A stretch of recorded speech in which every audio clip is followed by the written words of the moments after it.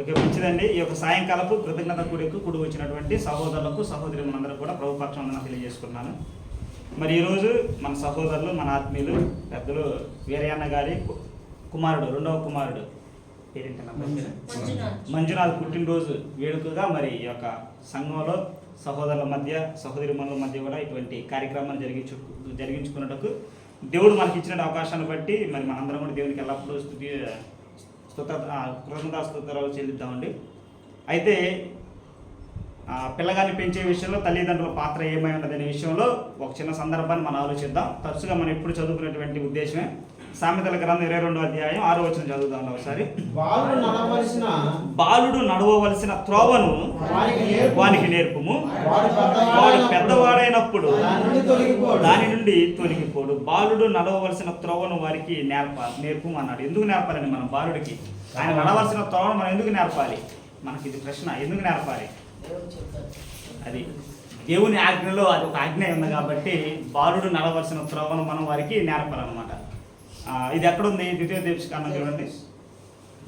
బాలుడు నడవలసిన త్రోవను వానికి నేర్పుమని దేవుడు ఎక్కడ ఆజ్ఞాపించాడు అనేది ద్వితీయోపదేశకాండం 4వ అధ్యాయం.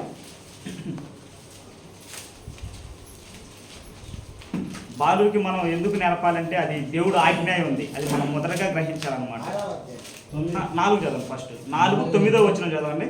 అయితే నీవు లేక 6వ వచనం స్టార్టింగ్ చదవన్నా. స్టార్టింగ్ ఈ కట్టడలన్నింటినీ మీరు గైకొని అనుసరింపవలని ఆపేసి ఇప్పుడు 9 చదవాలి. ఇప్పుడు అయితే నీవు జాగ్రత్త పడుము, నీవు కన్నులారా చూచిన వాటిని మరొక యుండునట్లు అవి నీ జీవితకాలం అంతయు నీ హృదయములో నుండి తొలగిపోకుండా ఉన్నట్లు నీ మనసును బహు జాగ్రత్తగా కాపాడుకొనుము. నీ కుమారులకును వాటిని నేర్పి. తల్లిదండ్రుల పాత్ర ఏమైందంటే కుమారుల పట్ల దేవుడు ఏదైతే ఆజ్ఞాపించాడో, దేవుడు ఏదైతే చేయమని చెప్పాడో వాటన్నిటిని కూడా అంట పిల్లలకి మనం నేర్పాలంట. మనకి ఇది ఇంకా పూర్తిగా బాగా అర్థం అవ్వాలంటే 6వ అధ్యాయంలో ఉంటుంది ఇదే మాట. 6వ అధ్యాయం ఉంటుంది. ఇప్పుడు 6వ అధ్యాయం 7వ వచనం. 6:7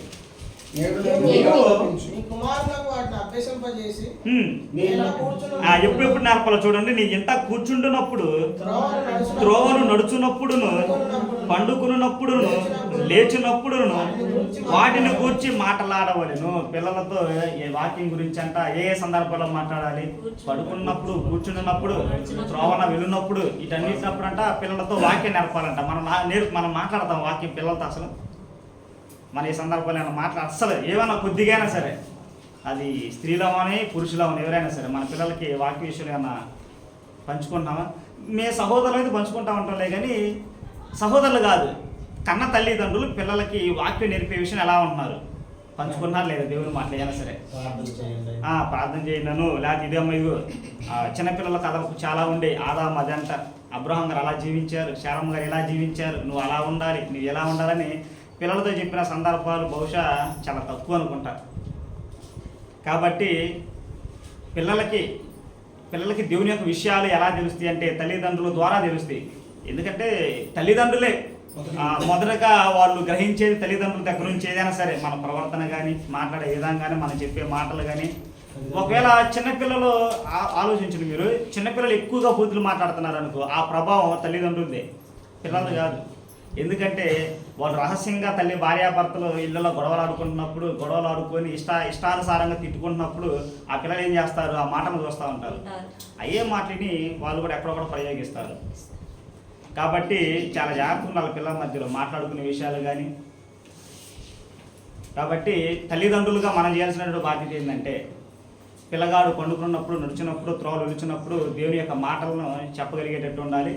దేవుని యొక్క వాక్యాన్ని వారికి వివరంగా చెప్పగలిగేటట్టు ఉండాలన్నమాట. కాబట్టి ఇది దేవుడు ఆజ్ఞ ఉంది. బాలుడు నడవలసిన త్రోవను వారికి నేర్పుము, వాడు పెద్దవాడైనప్పుడు దాని నుండి తొలగిపోడు.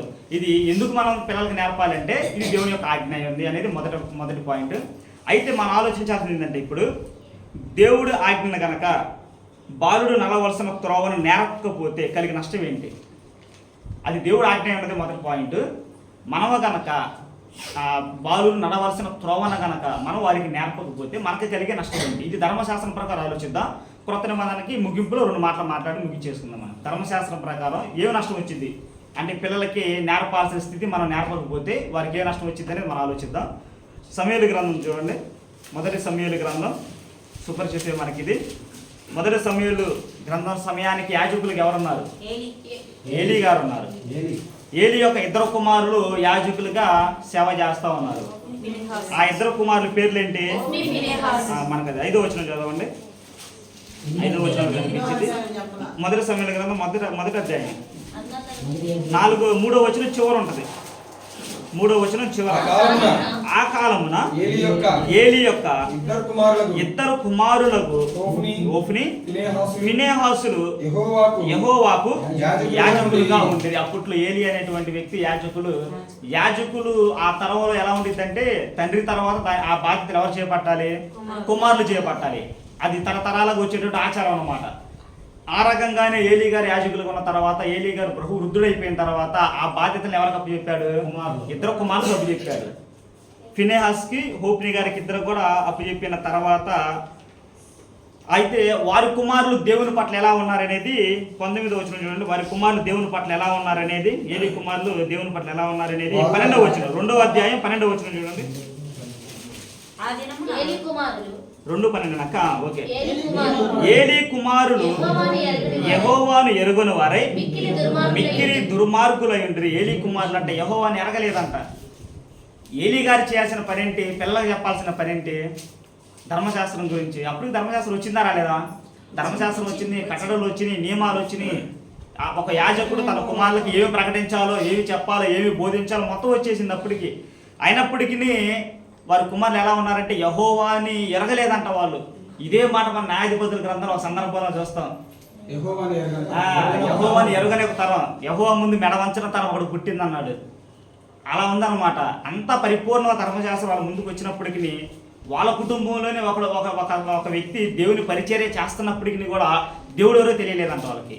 అని కుమారులకి ఎవరి లోపం ఏమి వచ్చింది? ఖచ్చితంగా తండ్రిది. మనకి ఇంకో పాయింట్ అవసరం కూడా లేదండి. తల్లిదండ్రులు పక్షపాతం ఏం కాదు స్త్రీ మీద. తల్లిదండ్రులు 2 కూడా తప్పు అది ఆ విషయంలో. ఎందుకంటే దేవుణ్ణి ఎరగలేదంట వాళ్ళు. నైవేద్యాలు ఎవరు కల్పిస్తారు? ఇప్పుడు ఆ టైంలో ఎల్కానా గారు ప్రతి ఏటా వాళ్ళ మందిరానికి వచ్చేవాడుగా.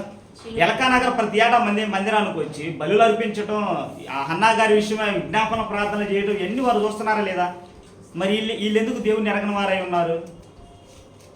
కాబట్టి బిడ్డలను పెంచే విషయంలో దేవుని గురించి వాళ్ళు బోధించే విషయంలో తల్లిదండ్రుల పాత్ర చాలా ఉన్నది. అయితే ఆలు వరకు ఏలీ కుమారులు అంట దేవుని ఎరగని వారే ఉన్నారంట.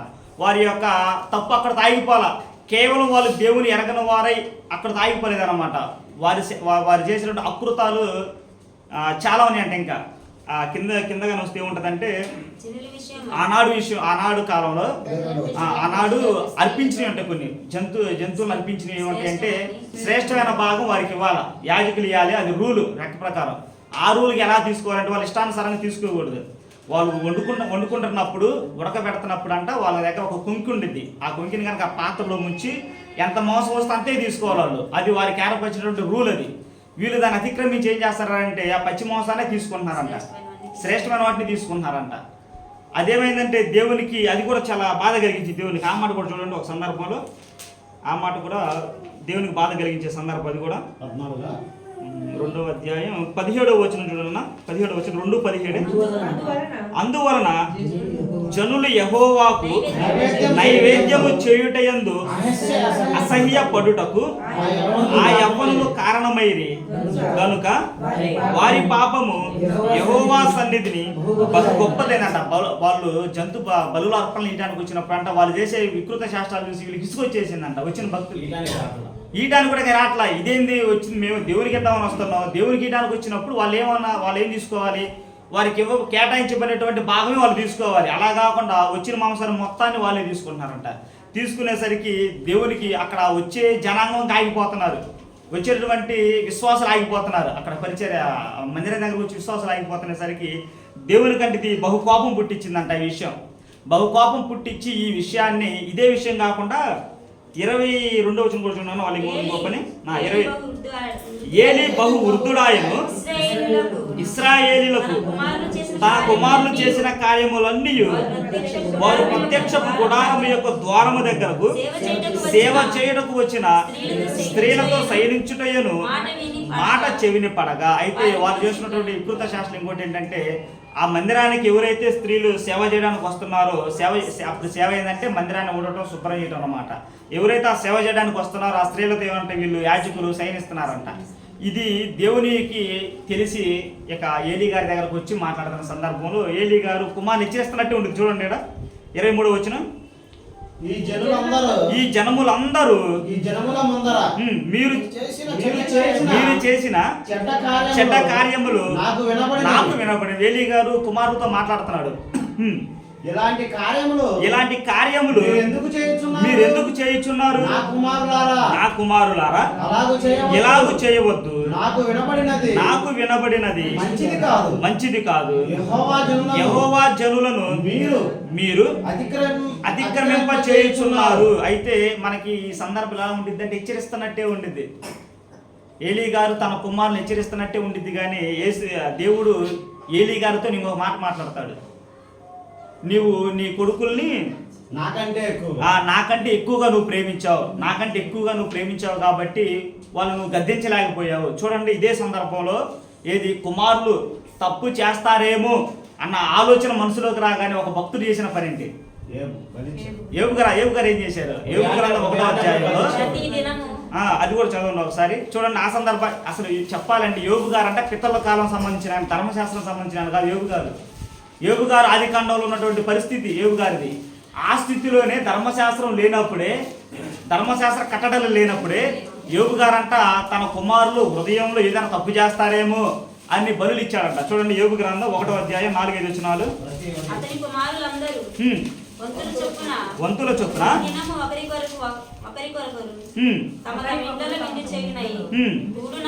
కూడినప్పుడు తమ ముగ్గురు అక్క చెల్లెండ్రు తమతో కలిసి అన్నపానములు పుచ్చుకొనవలెనని వారిని పిలిపించుచూ వచ్చిరి. వారి విందు దినములు పూర్తి కాగా యోబు తన కుమారుల విషయము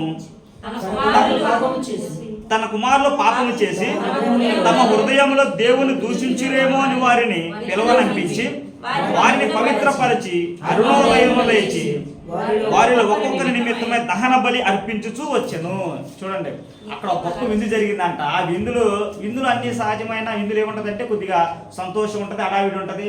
ఇవన్నీ ఉన్నప్పుడు ఏమో తొందరపాటులో దేవుని దూషించుంటారేమో, దేవునికి అవిధేయంగా ఉండుంటారని చెప్పేసి మనసులో అనుచుకొని ఏమో వాళ్ళు చేశారో చేయలేదు తెలియదు, కానీ మనసులో యోచించుకొని వారి విషయమై పిల్లల విషయమై దహన బలులు అర్పించారండి దేవునికి.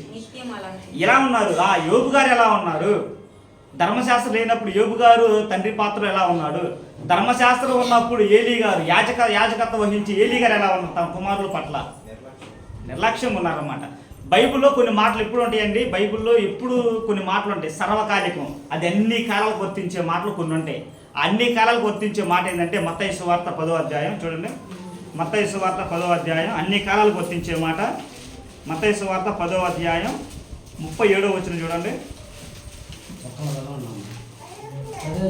మత్తయి సువార్త 10వ అధ్యాయం 37వ వచనం.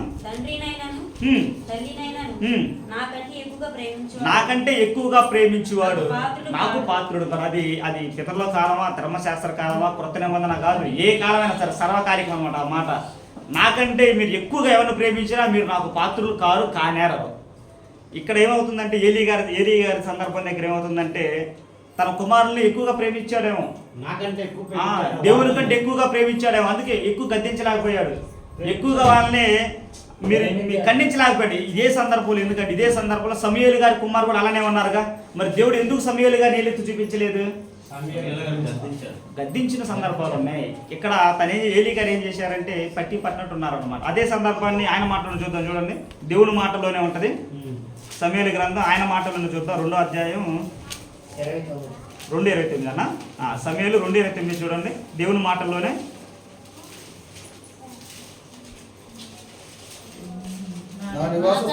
నా నివాస స్థలమునకు నేను నిర్ణయించిన బలి నైవేద్యములను మీరేలా తృణీకరించుచున్నారు? మిమ్మల్ని క్రొవ్వు పెట్టుకునుటకై నా జనులకు ఇశ్రాయేలీయులు చేయు నైవేద్యములలో శ్రేష్ఠ భాగములను పట్టుకొనుచు నాకంటే నీ కుమారులను నీవు గొప్ప చేయుచున్నావు. చాలు, నాకంటే నీ కుమారులు నువ్వు గొప్ప చేయుచున్నావు. కాబట్టి దేవుడు ఏలీ గారి విషయంలో అభ్యంతరం తెలియజేశాడు అనమాట. నువ్వు నాకు పాత్రుడు కావు, ఎందుకంటే నీ కుమారులు దుర్మార్గులయ్యారు. దుర్మార్గులైనప్పుడు నువ్వు ఎలా, ఇప్పుడు ఆకాను గారు తప్పు చేస్తే యెహోషువ గారు ఎలా ప్రార్థన చేశాడు? జనుల విషయం ఎలా ప్రార్థన చేశాడు? నిట్టూరు పీల్చాడు, ఏడుపులతో ప్రార్థన చేశాడు. అంటే అటువంటి పశ్చాత్తాపంలు కానీ, అటువంటి మనస్తాపం, కృంగిన మనస్తత్వం కానీ ఏలీ గారి దగ్గర దేవునికి కనిపించలేదన్నమాట. కాబట్టి నువ్వు నాకంటే ఎక్కువగా నీ కుమారులు ప్రేమించావు కాబట్టి నీ కుమారుల్ని నువ్వు గద్దించలేదు.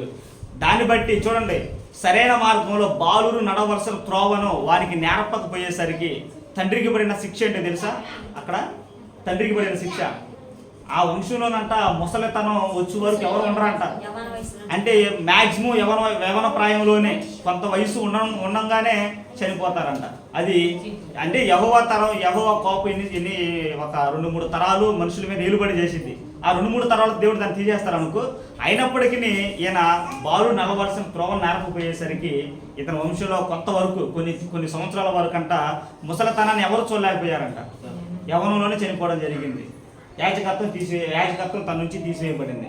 కాబట్టి ధర్మశాస్త్రం బాలు నలవసంత్రం నేర్పమని చెప్పింది. మనం గనక నేర్పలేదు అనుకో, మనం కూడా ధర్మశాస్త్రం ఏం చెబుతుందంటే దాని ఫలితాన్ని మనం అనుభవించాలని చెప్పి చెబుతుంది. అయితే కొత్త నిబంధనలు ఇటువంటి పరిస్థితులు ఉన్నాయా? అంటే తండ్రుల దోషం పిల్లల మీదకి వచ్చిద్దా, లేకపోతే పిల్లల దోషం తండ్రుల మీదకి వచ్చిద్దా కొత్త నిబంధనలో? దీనికి ఉదాహరణ ఇర్మియా గ్రంథం 31వ అధ్యాయం చూడండి, ముగించుకుందాం మనం. ఇర్మియా గ్రంథం 31వ అధ్యాయం. అంటే తండ్రుల దోషం పిల్లల మీదకి కానీ, లేకపోతే పిల్లలు చేసినటువంటి దోషం తండ్రుల మీద కానీ వచ్చిద్దా రాదనే దానికి ఒక ఉదాహరణకు మనం చూద్దాం. ఇర్మియా గ్రంథం 31వ అధ్యాయం. ఇర్మియా గ్రంథం 31వ అధ్యాయం 28-30 చూడండి అన్న. ఇర్మియా అందరూ తీయండి. ఒక నిమిషం. ఇర్మియా గ్రంథం 31వ అధ్యాయం అందరూ తీశారా? 28-30 చూడండి అన్న. విరగొట్టుటకును, పడద్రోయుటకును, నాశనము చేయుటకును, హింసించుటకును నేను ఎలాగో కనిపెట్టి ఇంటిను, అలాగే వారిని స్థాపించుటకును, నాటుటకును కనిపెట్టి ఉందును. ఇదే యెహోవా వాక్కు. ఆ దినములలో అంటే చూడండి, ఆ దినములను సంబోధిస్తున్నాడు. అంటే ఆ దినములు అంటే రాబో దినాలు సూచిస్తున్నాడు. రాబో క్రొత్త నిబంధన దినాలు సూచిస్తున్నాడు. ఆ దినములలో తండ్రులు ద్రాక్షకాయలు తినగా పిల్లలు పళ్ళు పులిసిన మాట వాడు కొనరు. చూడండి, తండ్రులు ద్రాక్షకాయలు తింటే పిల్లలు పళ్ళు పులుస్తాయా? కొత్త నిబంధన కాలంలో పులవు. ఎవరు తింటే వారి పళ్ళే పులుస్తాయి. అంటే ఇది కొత్త నిబంధనలు ఇచ్చాం. అంటే భవిష్యత్ దినాల్లో కొత్త నిబంధన రాబోతుంది, కొత్త నిబంధన చట్టం రాబోతుంది. అక్కడ ఎవరి పాప ఫలితాన్ని వాళ్ళే అనుభవించాలి, ఎవరు పాపం చేస్తే వాళ్ళే అనుభవించాలి అనేటువంటి స్థితిని కొత్త నిబంధనలు సూచించారనమాట. కాబట్టి కొత్త నిబంధన చట్టం ప్రకారం చాలా అవసరం లేదాక చాలే. ఆ కొత్త నిబంధన ప్రకారం తండ్రుల దోషం పిల్లల మీదకి రాదు, పిల్లల దోషం కుమారుల మీదకి రాదు. కాబట్టి అయితే ఒకటి వచ్చింది, తల్లిదండ్రులు తప్పు చేశారనుకో, తల్లిదండ్రులు పాపం చేశారనుకో, ఆ ఫలితం మాత్రం అనుభవించాల్సి వచ్చింది కుమారులు. ఆ ఫలితాన్ని ఎలా అనుభవిస్తారంటే, తల్లిదండ్రులు దేవుల్లో లేకపోతే దేవుల్లో ఉండి కూడా ఉన్నదంతా వ్యర్థంగా ఖర్చు పెట్టినప్పుడు, లేకపోతే ఉన్న సొమ్ముని నానపాలు చేసినప్పుడు ఆ ఫలితం ఎవరు అనుభవిస్తారంటే పిల్లలు అనుభవిస్తారు. ఆ దారిద్ర్యతను ఎవరు అనుభవిస్తారు? పిల్లలు అనుభవిస్తారు. అంటే పాప ఫలితం అనుభవించాల్సి వచ్చింది అనమాట. ఆ ఫలితాన్ని తల్లిదండ్రులు కనుక బాధ్యత లేకపోతే, తల్లిదండ్రులు కనుక వారికి ఇవ్వబడినటువంటి ఆజ్ఞలో, వారికి ఇవ్వబడినటువంటి విధానాల్లో కనుక వాళ్ళు ఉండలేకపోయారనుకో, ఆ యొక్క ఫలితాన్ని మాత్రం పిల్లలు ఖచ్చితంగా అనిపించాల్సి వచ్చింది అనమాట. అంటే అది భౌతికంగా అనమాట. ఆత్మీయ స్థితికి ఎవరు కారకులు కారు? తండ్రులు పిల్లలకు కారకులు కారు, పిల్లలకు తండ్రులకు కారకులు కారు. భౌతికమైన స్థితి భౌతికంగా అనుభవించడానికి, భౌతికంగా వారి మనుగడ కొనసాగించడానికి ఏమైపోయిందంటే, ఏమైనా తల్లిదండ్రులు ఉన్నదానాన్ని మొత్తాన్ని వ్యర్థం చేశారనుకో, పిల్లల పరిస్థితి ఎలా ఉండిద్ది? దీనిలో దరిద్రులుగా ఉండాలి వచ్చింది అనమాట. కాబట్టి అటువంటి స్థితిని మనం కలిగిస్తాం. అది భౌతికంగా సంబంధించింది అనమాట. కాబట్టి బాలురు నడవలసిన త్రోవను కనుక వానికి మనం నేర్పకపోతే మనకు వచ్చే నష్టం ఏంటంటే ధర్మశాస్త్రం ప్రకారం అయితే కొన్ని శిక్షలకు మన పాత్రలు అవుతాము. క్రొత్త నిబంధన ఏం చేసిందంటే దానికి ఇది చేసేసిందంట. కానీ కొత్త నిబంధన ప్రకారం ఒక్క వచనం చూసుకుని మనం ముగించుకున్న ఎఫెసీయులకు రాసిన పత్రిక చూడండి. ఎఫెసీయులకు రాసిన పత్రిక పిల్లల పట్ల తల్లిదండ్రులు ఎలా ఉండాలని ఒక మాట చూసుకొని ముగించుకుందాం మనం. ఎఫెసీయులకు రాసిన పత్రిక 6వ అధ్యాయం మొదటి 2 వచనాలు చూడండి. నాకు మొదటి 4 వచనాలు చదువుకుందాం. పిల్లలారా ప్రభువునందు మీ తల్లిదండ్రులకు విధేయులై ఉండుడి, ఇది ధర్మమే. నీకు మేలు కలుగునట్లు నీ తండ్రిని నీ తల్లిని సన్మానింపుము, అప్పుడు నీవు భూమి మీద దీర్ఘాయుష్మంతుడవుదువు. తల్లిదండ్రుల బాధ్యత ఏంటంటే పిల్లలకి యెహోవా ధర్మశాస్త్రాన్ని, దేవుని యొక్క మాటల్ని నేర్పాలి. ఇది తల్లిదండ్రుల యొక్క బాధ్యత. కుమారుల యొక్క బాధ్యత ఏంటి? ఇక్కడ కుమారుల యొక్క బాధ్యతని కుమారులు తల్లిదండ్రుల పట్ల ఎటువంటి విధేయత కలిగి ఉండాలి అనేది మనకు చెబుతున్నాం అనమాట. ఎటువంటి విధేయత కలిగి ఉండాలి? నీ తల్లిని నీకు మేలు కలుగునట్లు నీ తండ్రిని నీ తల్లిని సన్మానింపుము, నీకు మేలు కలిగినట్లు. తల్లిదండ్రులు సన్మానిస్తే ఎవరికి మేలు? కుమారులకు మేలు. ఎలా మేలు కలిగిద్దంటే సహోదరులు ఆనంద్ గారు చాలా చక్కగా వివరించారు పాట. మనకు ఎలా మేలు కలిగిద్దంటే మన దీర్ఘాయుష్మంతులు అవుతాం అంటే ఎక్కువ సంవత్సరాలు జీవిస్తూ ఉంటాం.